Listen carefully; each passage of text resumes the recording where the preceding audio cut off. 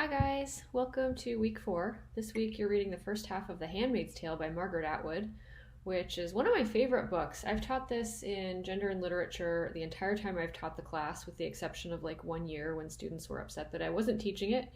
Um, and so this is the one thing, maybe one of two things, I think, including Judith Butler, that I've retained from the old version of the class, which was kind of taught as a women's lit class. It seems like everybody loves this one. It's been adapted a whole bunch. It's become a movie. The movie came out, I think, in 1990. I have a DVD of it, which I would have shown you if we had had this class in person. I mean, it's not amazing. It's kind of 80s-ish, 90s-ish. It has the Fine Young Cannibals in it, if you know who that is, as part of the soundtrack. It's fun to watch, but it's not as good as the Hulu series, I don't think, which is something that a lot of my students have seen. I've only seen the first 2 episodes of it because I'm cheap and I don't have Hulu. But one time when I taught this class, I got a free trial subscription to it, and I watched the first couple episodes with the class, and it's really well done. I think it departs from the novel in the second season, from what I've heard, because again, I haven't watched it. I think this novel was actually adapted also into an opera and a ballet, maybe a graphic novel. There have been all kinds of adaptations of this. It's become really popular, and it saw a huge surge in popularity right around the time of the last presidential election. So a lot of people have been reading it recently. I mean, part of the reason for that is that it was made into a Hulu series. But anyway, I hope you enjoy it as much as my previous classes have. I always like teaching this one. So it was published in 1985 by Margaret Atwood, who's a Canadian writer. She's, I think, 80 years old now, and she lives in British Columbia, I believe. She lives somewhere in Canada. I think she lives in British Columbia. You can follow her on Instagram. She's active there. She posts pictures all the time of what she's up to, and she's just super awesome. So if you're bored and you want to see what Margaret Atwood's up to, follow her on Instagram like I do. So the novel takes place in North America in the near future. At least it's the near future for 1985. So you'll notice that, like, as is the case with any novel that tries to predict the future, I mean, it's the future, but the internet doesn't exist. So whatever. The United States, or at least part of it, has become Gilead, which is this totalitarian religious state. I'll tell you a little bit about that, a little bit more about that in a minute. But basically, it's Margaret Atwood imagining what the United States could become and kind of doing some social criticism. So it's an example of dystopian fiction. I don't know if you've ever read dystopian fiction before. An example that I'll give you in a few minutes, I think it's on a slide, which is why I'm saying I'll give it to you in a few minutes. It's so hard to like organize my thoughts in a PowerPoint and know what I'm going to want to talk about when. You can tell I'm not super amazing at teaching an online class. I'd rather do this in person when I can be a little more spontaneous when I'm talking, but whatever, do what I can do. So dystopian fiction is fiction that takes place in a future that's imagined as like nightmarish or hellish or terrible, and usually for a reason that like we can kind of see the seeds of now. So it's often social criticism. The writer is trying to like warn us about something that could happen if we don't take action. And a really good example of this that I'll give you in a few minutes, because it's on a future slide, and I know because I just created the slide a few minutes ago, is 1984 by George Orwell. So I don't know if you guys have read that one. I actually just read it for the first time about 2 months ago, which is really embarrassing because I teach English and I have all of my degrees in English, and somehow I got to be 41 years old and I've never read 1984. So I read it like a month or two ago. It's an example of dystopian fiction. It's an example of George Orwell in 1949 imagining how horrible the future could be if we let the government get out of control and become totalitarian. So this novel's kind of like that, except in a different way. I mean, it's also about a totalitarian government, just one that's pretty different from what George Orwell was imagining. So anyway, in this novel, it's not that the future has become like a communist hellscape or something. It's become like a religious hellscape. So these various writers are imagining like, what's a thing that could get out of control if it's in the wrong hands or if it's used for the wrong purposes. So this novel, a sequel was published to it last year, which everybody was so excited about. It was published in 2019. It's called The Testaments. I read it as soon as it came out. I mean, it's good. It's not as good as The Handmaid's Tale because The Handmaid's Tale is just fantastic. But The Testaments I enjoyed. It was gripping. So if you end up liking this book and you want something to do this summer and you're bored, read The Testaments. Oh, this is a good time to make a plug for that recommended reading list I put up. It's in a module that's right under, I think it's under the introductory module in Canvas before the week 1 module. And it's basically just a big list of stuff that has popped into my head that I think if you like the stuff in this class, you might find interesting or you might want to check out. So I put TV shows on there, I'm putting movies on there, I'm putting novels, podcasts, anything that I think is interesting and relates to gender that you might enjoy. And this isn't anything that we're going to talk about in the class or that I'll test you on or that's even extra credit. It's basically just a list of stuff that you can check out if you're bored this summer, which I think a lot of us will be if things keep going the way they've been going. So I made it a wiki. I hate that term. I don't know why it annoys me, but I made it a wiki, which means that you guys can edit it too. So if you want to go in there and add stuff to it that you think is interesting from a gender perspective, feel free to throw it in the list. Maybe put your name and tell us who, you don't have to put your name, but you can, and tell us like why you found the thing interesting and why you think we should all check it out. And maybe we will, because I'm looking for stuff to do this summer too, besides grow vegetables and not get a haircut ever again. So more about the novel. I chose it for this class because, as you'll see as you start reading, gender norms are strictly enforced in Gilead. This is a major part of the novel. It's a major part of, well, I don't know, the story. It's a big deal. You'll see when you start reading. By the way, about how much you should read, I mean, just read half of it. I don't know. Read until you get about halfway through the novel. Look at the top and like the spine of the book, look at the top of the book and see when you're about halfway done. And when you're about halfway done, you can stop. I'm not going to be super picky about it, but just try to get about halfway through so that next week you don't have like as much to read. It's a pretty quick read once you start reading. I find it pretty gripping. I know the first time I read it, I like couldn't put it down, and I was like, at the end, like sobbing on the couch with my cat. And I mean, it was a long time ago, but anyway, read half of it. I chose it because gender's interesting in the book.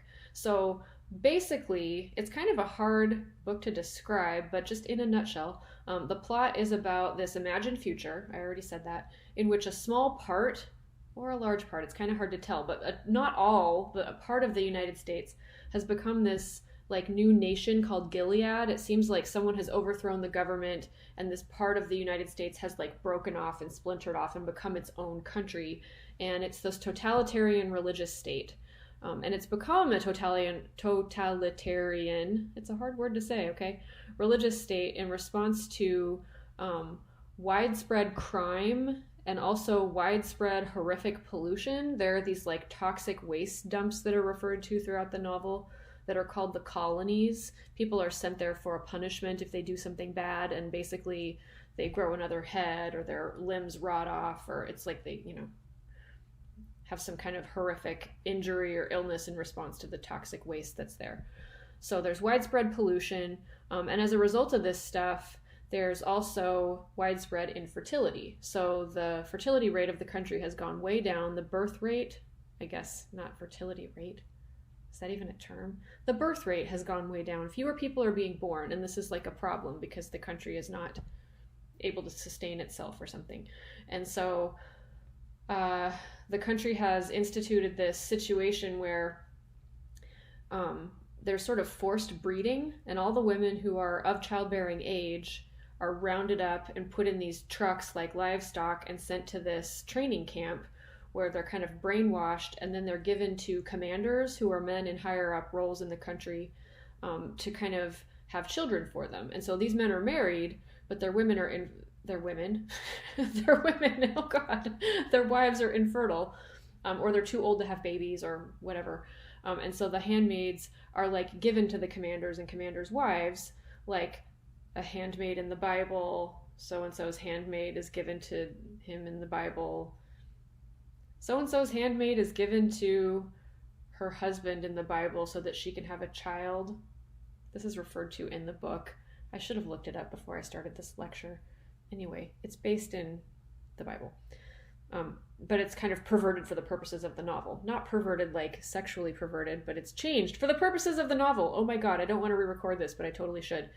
The point is, the handmaids are given to the commander and the commander's wife, and then the handmaid is sort of forced to have sex with the commander, while the handmaid's wife is also in the room, and it's really weird and kind of creepy, and that with the intention of like impregnating the handmaid so that she can then bear a child for the commander and the commander's wife, and then she like moves on to a different family and becomes like livestock for them pretty much, and then they have a child. So she doesn't get to raise the child or come into contact with it after she, gives birth to it. And so the names of the handmaids reflect the extent to which they're property. So you'll notice that the narrator of the novel is named Offred, meaning like of Fred. And then if she were passed on to another commander named like Bob, she would be of Bob. Get it? And you'll also notice that these handmaids are interchangeable in the novel. So like a commander will have a new handmaid to replace the old handmaid, and it's as though she's the same person. Like no one notices that it's a new person because the handmaids are sort of interchangeable and dispensable. They don't matter is the point, or they're not supposed to. But the narrator of the novel is this handmaid of Fred, and she's telling her story basically. We find out at the end of the novel, I won't give too much away here. I mean, the end of the novel isn't a huge spoiler, I guess. I don't know. I still don't want to reveal too much. At the end of the novel, we find out that basically Fred has been secretly recording, I think, cassette tapes, which shows you, in the future, cassette tapes of herself, and then she's like squirreling them away somewhere, and in the future people discover them and then like learn of her story, basically. I was going to say something there. Oh my goodness, I'm getting old. I can't think what it was. Anyway, that the title of the novel is kind of a reference to the Canterbury Tales. I don't know if you've picked up on this or if you had to read that in a class or if you had to read it in like Brit Lit or in high school. I know I had to memorize a passage of it in high school, I think. Anyway, so the Handmaid's Tale is supposed to kind of sound like, the tale of whoever in the Canterbury Tales. There are all these different tales of various people.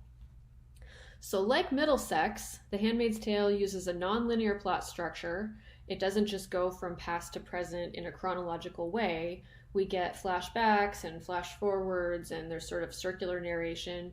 And I think that it's used kind of in a similar way to the way Middlesex was using it to highlight particular ideas. So there's something you can do with a nonlinear plot structure that you can't do with a linear plot structure, and that is to draw the audience's attention to certain ideas and to certain themes that otherwise might not be noticed if you couldn't set like two ideas side by side or two events side by side, because they didn't happen side by side. They happened at a distance in time.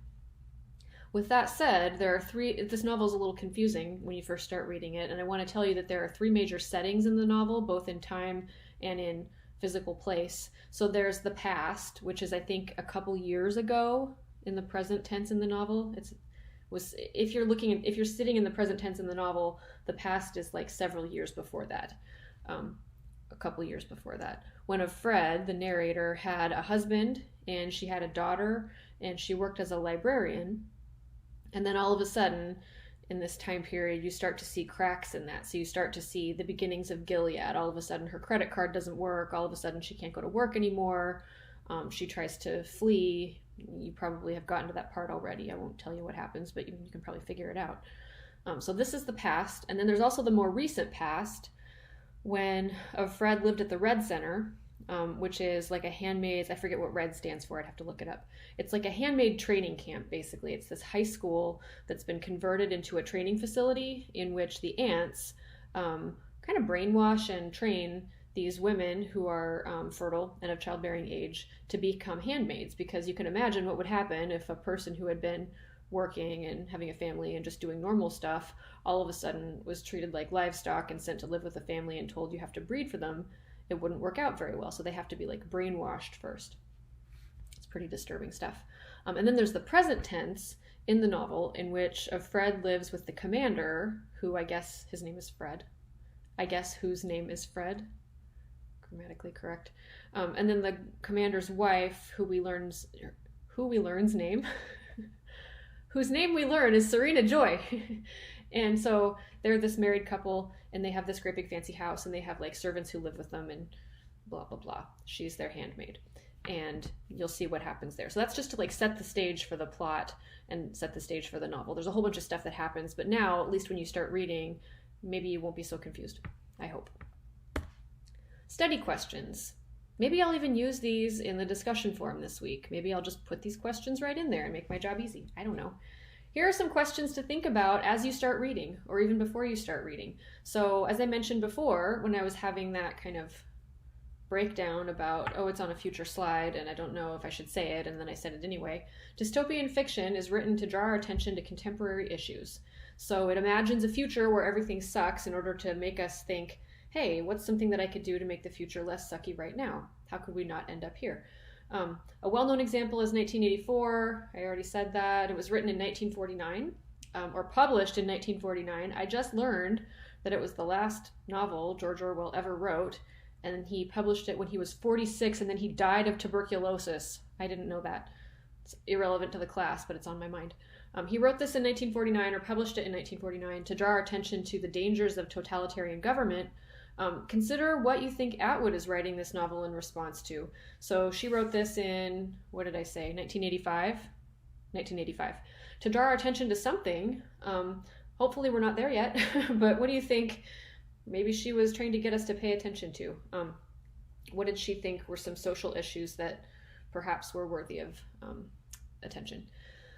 So gender norms are strictly enforced in Gilead. I already mentioned that, but what are some examples of this that you've noticed so far? So as you're reading the book, maybe jot down some examples of gender policing or enforcing gender norms, and then maybe consider what the effects of this are. I'm trying to bring our focus back to gender with every reading assignment we're doing in the class, because it's the theme of the class. I mean, we can talk about other stuff too, but I chose this novel because I think it deals with gender in an interesting way. And so maybe consider that as you're reading. And of course, if other stuff comes up for you that doesn't have to do with enforcing gender norms, but that relates to gender, consider that too. So that's your week 4. I think it's week 4. If it's not, forgive me. That's your week 4 lecture. I hope you enjoy the book. If you get confused as you're reading it, don't hesitate to drop me a line. Happy week 4 to you all.